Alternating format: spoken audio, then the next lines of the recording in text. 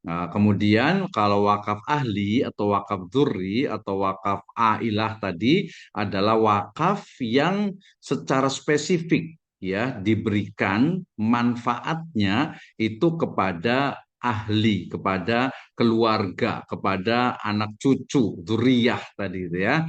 Nah, dengan tadi tentu saja nazirnya itu pasti berbeda ya. Artinya nazir ya diberikan amanah untuk mengelola harta, kemudian hasilnya itu diberikan kepada anak cucunya. Nah, kita akan lihat bagaimana sebenarnya kaitannya dengan fenomena sekarang ini. Mungkin tidak tadi hanya menjadi alasan atau mungkin kenapa ya di Indonesia misalnya tidak begitu familiar. Ya, karena mungkin kita punya syariah lain yaitu apa waris misalnya ya, ada waris, ada hibah dan lain sebagainya ya. Nah, ini mungkin kita bisa diskusikan termasuk juga apa ini menjadi solusi misalnya bagi keluarga ahli waris misalnya gitu ya agar ya tidak rebutan dan agar kemampuan atau ekonomi mereka itu bisa terjaga karena itu ada satu hadis kan atau ayat Al-Qur'an yang menyebutkan bahwasanya ya kita khawatir jangan sampai meninggalkan generasi ya atau keturunan yang lemah baik secara imani ataupun secara iktisodi ya jadi agar tidak rebutan ya sudah misalnya satu ruko ini kita wakafkan ahli tidak boleh ada yang memiliki tapi boleh memberikan manfaat ini juga sebenarnya dilakukan oleh beberapa tokoh di Indonesia. Baik, kita sapa ini dulu nih, Pak Nur Hadi dulu nih. Assalamualaikum Pak Nur Hadi, gimana kabarnya? Sehat? Alhamdulillah sehat Pak Dokter. Alhamdulillah. Gimana nih, Waisulan lancar terkendali KUA? Alhamdulillah masih aman terkendali. Baru ada Oke, kegiatan boleh cerita tadi. nggak dalam 2-3 menit ya atau 5 menit lah ya terkait dengan bagaimana sih sebenarnya implementasi dari wakaf calon pengantin di KUA ini? Silahkan.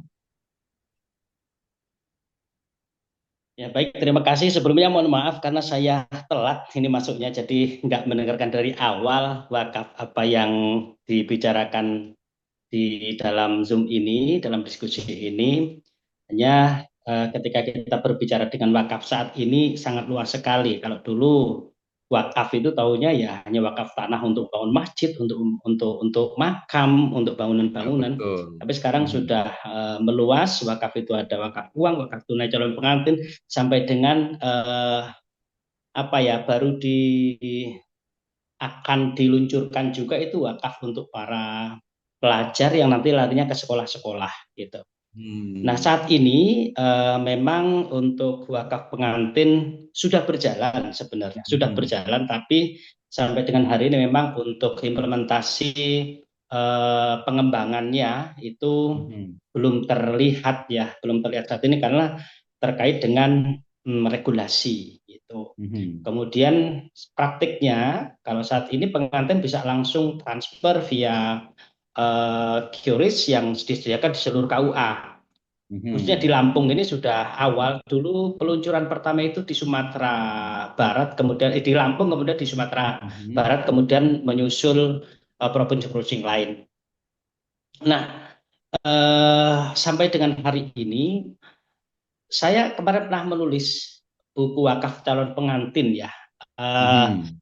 di dalam buku itu sebenarnya saya sampaikan ini apa namanya buku akaf calon pengantin yang saya terinspirasi dari sebuah program dari Badan Wakaf Indonesia yang meluncurkan program wakaf tunai calon pengantin ini.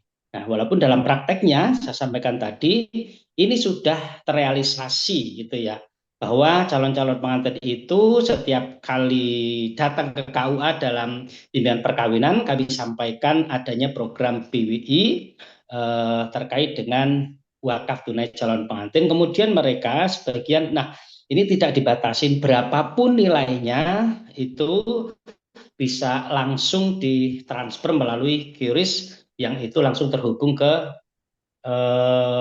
BWI itu.